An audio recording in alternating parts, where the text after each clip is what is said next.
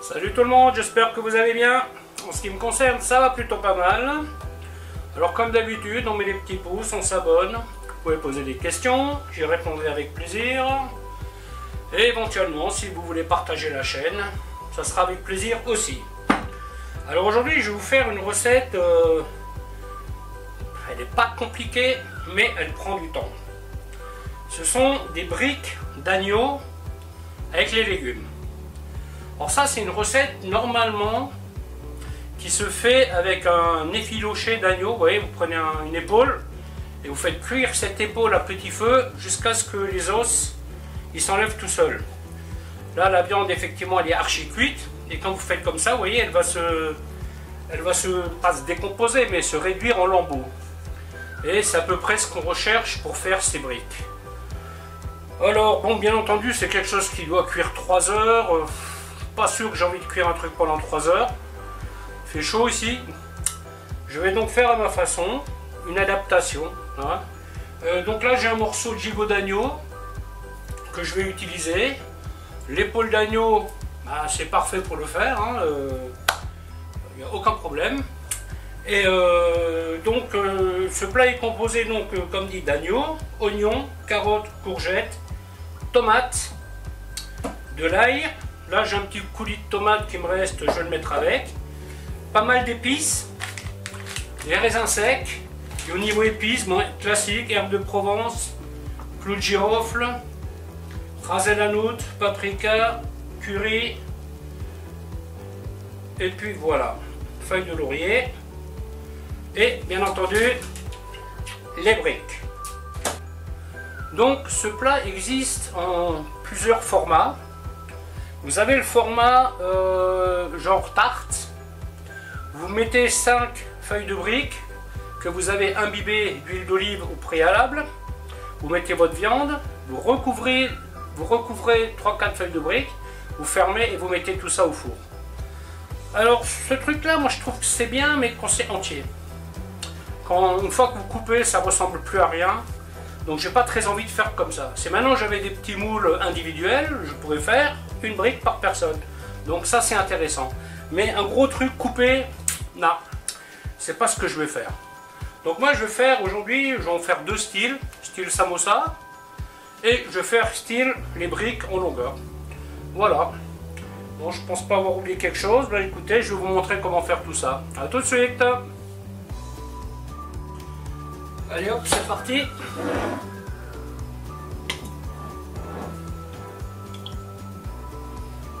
L'olive. Vous noterez que j'ai laissé un peu de graisse. Après, si vous préférez 0 graisse, vous l'enlevez. Oignon ciselé assez finement. On commence par la viande.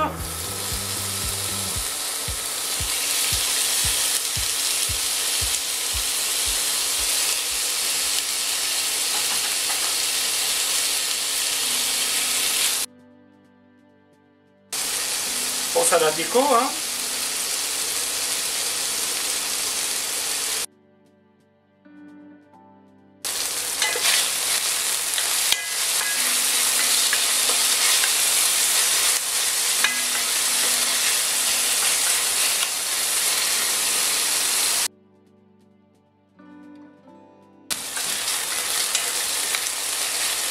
On fait bien revenir la viande, hein, comme d'hab. Donc là, ce qu'on va faire, c'est le résultat final, ce sera une espèce de compoté. Vous voyez? Pour plus qu'il reste de liquide, après je vais l'égoutter un peu quand même, hein, mais faut plus qu'il y ait de liquide là-dedans, quoi. Parce que je peux pas mettre du liquide dans les feuilles de briques. Hein. Donc les courgettes, je vais les cuire 4 minutes à l'anglaise, hein, tout simplement à l'eau. Et les carottes, il leur faudra bien 15-20 minutes. Hein.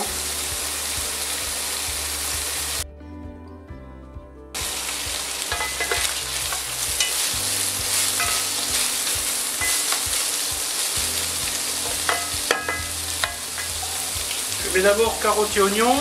Et ensuite seulement je mettrai les courgettes. Le girofle, laurier, curry, paprika. Ouais, ça c'est riche en saveurs, hein. Beaucoup de sauce très parfumée. Ras à la note.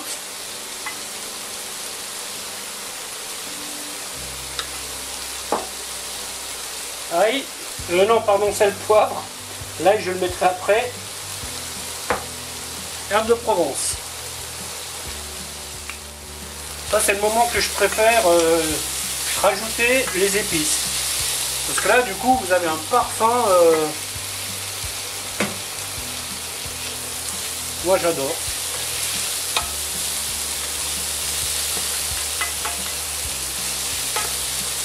Donc là on va bien insister. Alors j'aurais pu utiliser aussi les tomates en cubes en boîte, mais aujourd'hui je ne le ferai pas parce que en fait j'ai la tomate fraîche et j'ai mon coulis qui va bien.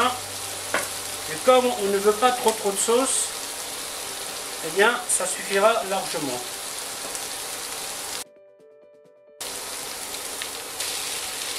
Ensuite les courgettes.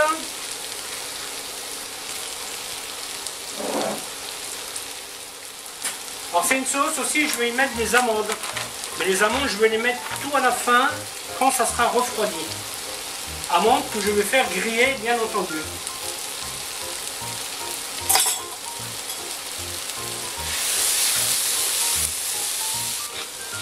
Toujours du 5B, hein, c'est quasiment le seul poivre que j'utilise.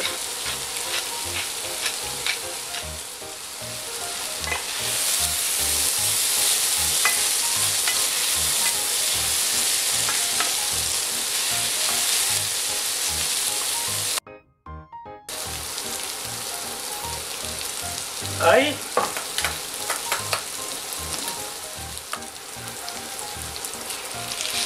tomate,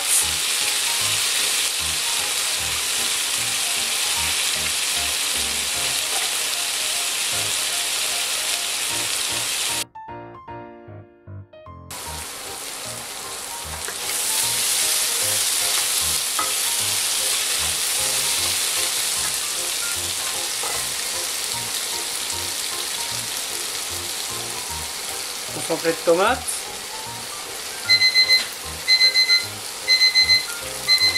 que je vais faire griller un peu. Hein.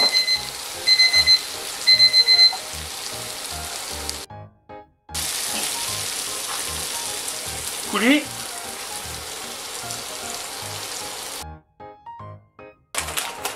Donc maintenant je mets les raisins, une petite poignée comme ça. Voilà. Et les raisins vont cuire en même temps que la viande.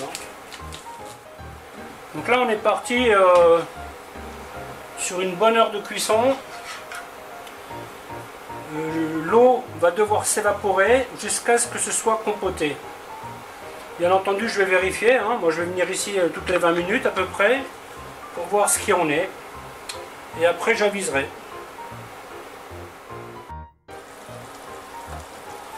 Vous voyez, donc là nous sommes à 40 minutes de cuisson. Ça commence déjà à bien compoter. Par contre, je vais quand même laisser encore cuire ça. Donc là, vous voyez, je vais rajouter un petit peu d'eau. Mais le résultat final sera à peu près ce que vous avez là en plus sec. Voilà, vraiment pas grand chose. Et là, on va continuer. Hein. Je pense que je vais laisser ça une heure et demie au moins. Ce sera peut-être même 2, mais pour le moment je pars sur 1 heure et demie. Pour les amandes, rien de plus simple. Vous faites chauffer une poêle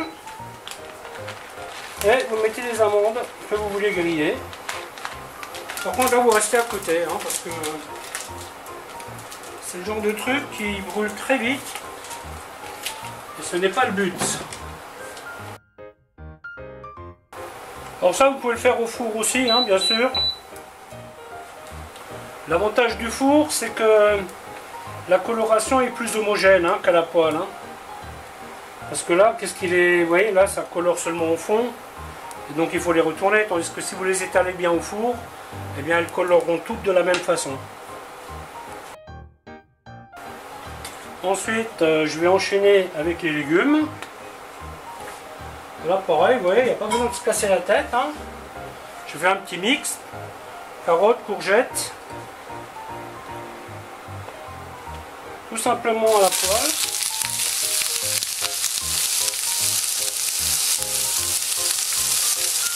Un frais.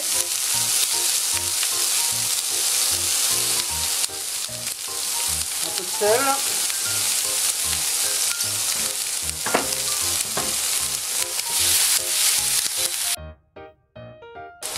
Un petit peu d'ail séché.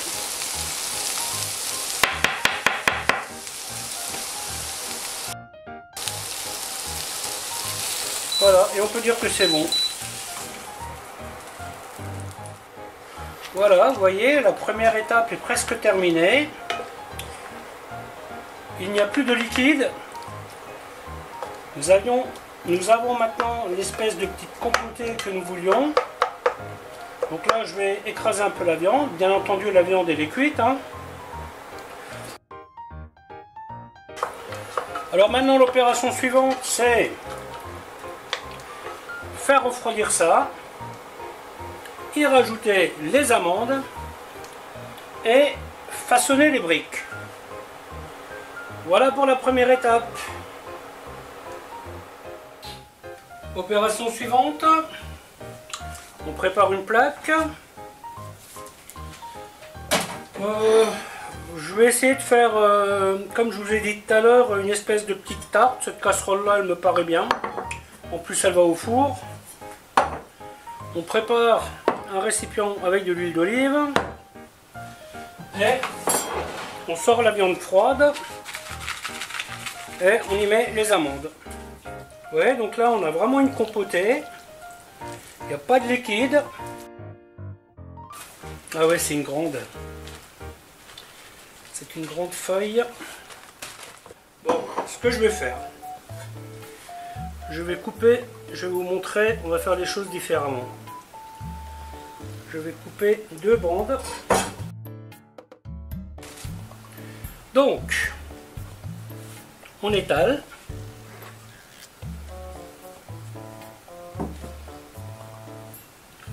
On badigeonne. Et là, je vais mettre une cuillère comme ça, vous voyez. Ensuite, je prends le coin, je le plie. Hop, l'idéal, ça serait que ça reste dedans.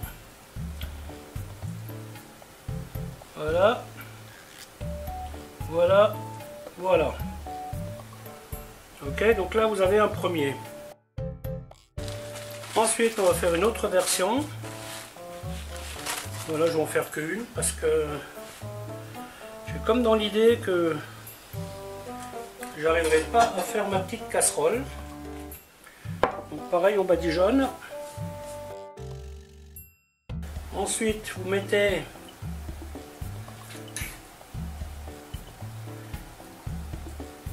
alors ça, c'est une recette que vous pouvez même faire avec de la pâte feuilletée. Hein. Bon, là, je fais un miniature. Hein. Vous voyez, hop. Ensuite, vous pliez. Vous pliez. Vous pliez. Donc à peu près rectangulaire. Hein. Et après, hop. Quand ça veut pas, comme d'habitude. Voilà. Vous voyez? Ceux-là, ce sont mes favoris. Cette variété-là, je l'aime bien. Parce qu'au niveau déco, elle est pas mal. Hein. On peut vraiment faire des chouettes déco avec.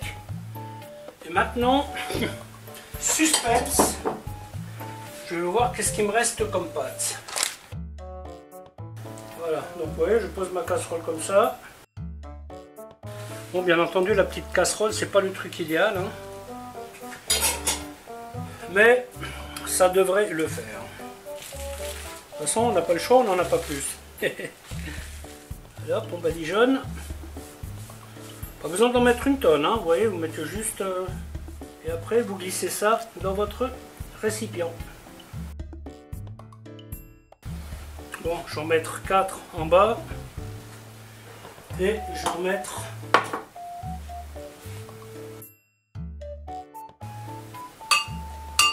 Une fois qu'on mettra la farce dedans, ça va se stabiliser tout seul. Ouais, je vais faire 3 et 3. Ah ouais, d'habitude là je mettrais au moins 5 couches. Et malheureusement aujourd'hui je n'ai pas assez de pâte. Donc j'en mets moins. Four à 180 degrés. Donc là, vous voyez, je tapisse bien le fond de la casserole. Ensuite, je remets les couches à l'intérieur, comme ça, vous voyez, je ferme. On pousse bien sur le côté. Voilà, ensuite, une fois qu'on est là, on va plier vers l'intérieur. Alors je pourrais cuire dans la casserole, mais en fait je vais faire ça comme ça. Alors n'ayez pas d'inquiétude, hein, il y a toujours les morceaux de pâte qui vont se promener. Ça c'est inévitable, hein, je pense. Voilà, et après hop, je vais mettre un petit badigeon. Voilà, il faut compter une vingtaine de minutes au four. Voilà, ben la vidéo va s'arrêter là, en espérant qu'elle vous aura plu.